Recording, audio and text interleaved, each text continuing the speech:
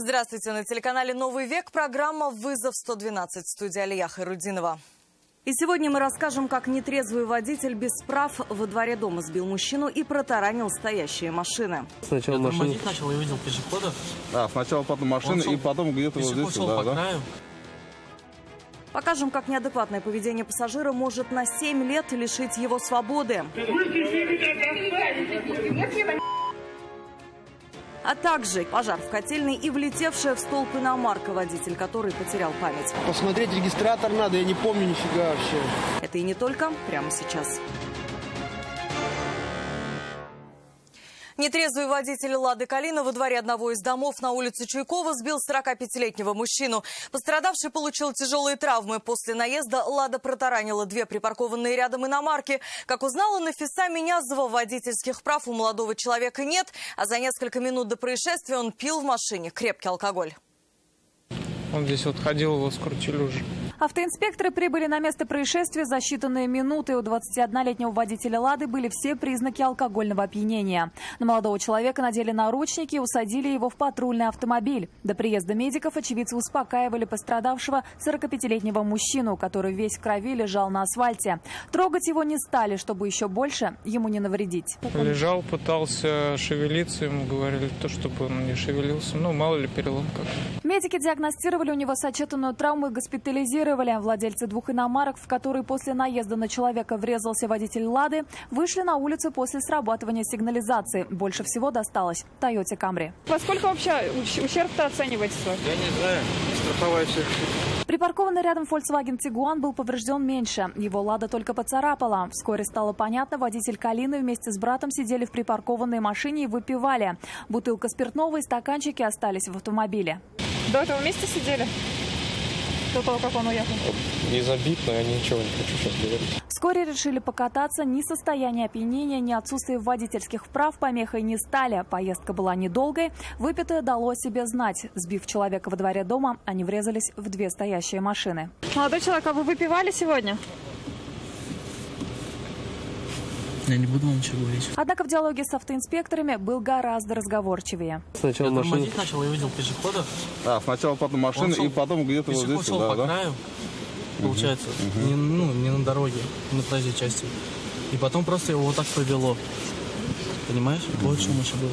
Теперь законно за руль молодой человек сможет сесть еще не скоро. Ему предстоит также заплатить крупный штраф. Будет ли в отношении него возбуждено уголовное дело, будет зависеть от состояния пострадавшего мужчины. Нафиса Минязова, Наиль Абдуллин, вызов 112. В Зеленодольске задержали 56-летнего мужчину, подозреваемого в убийстве своего 26-летнего сына. По версии следствия, оба выпивали в комнате общежития, затем поссорились. Сын схватил нож, ударил отца. Тот защищался, но затем потерял сознание. Спустя время старший мужчина очнулся и, взяв нож, нанес своему родственнику смертельные ранения. Вызывать скорую и полицейских предполагаемый убийца не стал. Он прожил с телом убитого сына неделю. В дальнейшем он ушел к своему соседу, после чего стал жаловаться на боли в ране, полученную в ходе драки с сыном, в результате чего мужчина вызвал ему скорую помощь. В дальнейшем в ходе общения с сотрудниками полиции мужчина рассказал о деталях совершенного преступления. В ближайшее время следствие обратится в суд ходатайством об избрании в отношении него меры пресечения в виде заключения под стражу. Уголовным делом обернулся дебош в Казанском аэропорту для 33-летнего жителя Санкт-Петербурга. По данным сотрудников транспортной полиции, нетрезвый уроженец культурной столицы громко ругался матом и вел себя вызывающе. На неоднократные замечания окружающих прекратить хулиганство не реагировал. Успокоить его не могли ни его знакомые, ни подоспевшие люди в форме. Закончилось все тем, что агрессивного мужчину задержали после того, как он ударил представителя аэропорта. Теперь ему грозит до 7 лет лишения свободы. Дожидаться суда подозреваемый в хулиганстве будет под стражей.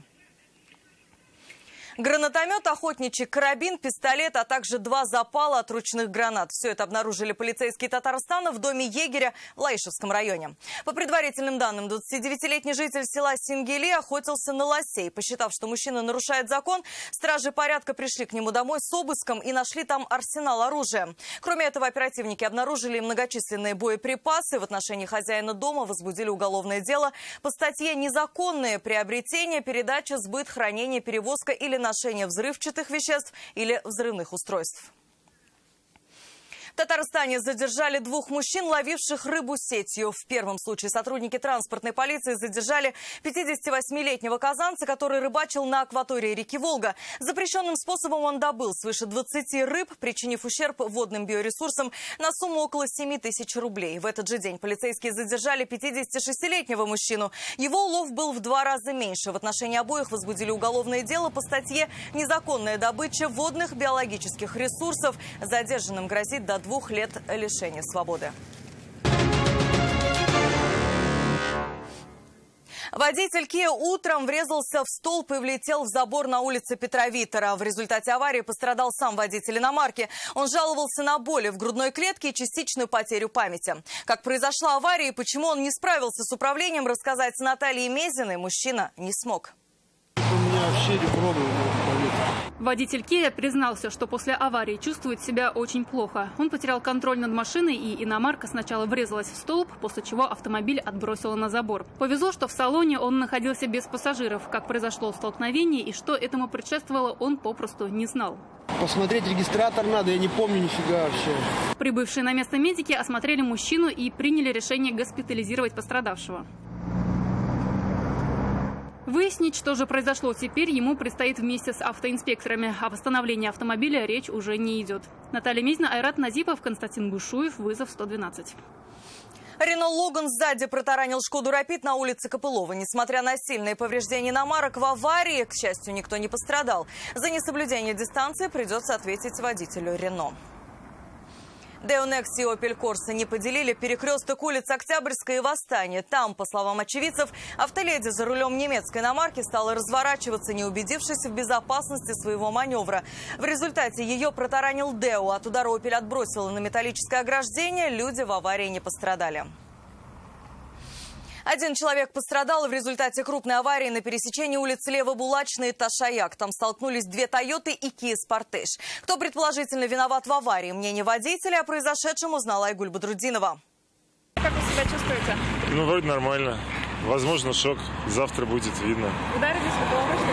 Ну, я и головой, и ногой ударился. Водитель Kia чувствовал себя плохо, ему вызвали скорую. Врачи оказали мужчине помощь на месте. От госпитализации он отказался. Решил, что лучше будет остаться на месте. Начали выезжать, то есть меня ударили. Прямо оба, да? Я уже, да. Автоинспекторам он рассказал, стоял на светофоре на улице Ташаяк. Рядом остановилась Тойота. Когда загорелся зеленый, тронулись с ней одновременно. И тут удар слева. Оба автомобиля протаранила Тойота, которая ехала от Кремлевской дамбы в сторону Лево-Булачной. Мы не тронулись, как спортсмены, скажем. Прям здесь и не сможешь. Оба автомобилиста уверены. Водитель врезавшегося в них автомобиля выехал на перекресток на красный сигнал светофора. Однако он уверял автоинспекторов в обратном. На какой сигнал ехали? На желтый. До сих пор перед глазами. Какой сигнал у вас перед глазами? Желтый, скорее всего. Как считаете, кого виновно признают? Не знаю. Не могу сказать. А тормозить пытались? Да, Или конечно. не увидели Конечно, тормозил.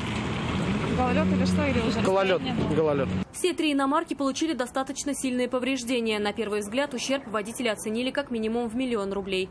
Айгуль Бадрудинова, Нафиса Минязова, Наиль Абдуллин, вызов 112. Пристрой к административному зданию, в котором располагалась котельная, сгорел ночью на улице Васильченко. В пожарную охрану позвонили очевидцы, заметившие вырывающийся из помещения густой дым. Пожарным понадобилось чуть менее часа, чтобы справиться с огнем. Люди, к счастью, не пострадали. С места происшествия Нафиса Минязова. Основной очаг возгорания начался на кровле этого здания. Уже 2 огнеборцев поднялись при помощи лестницы. Еще нескольких поднимают к ним на подмогу.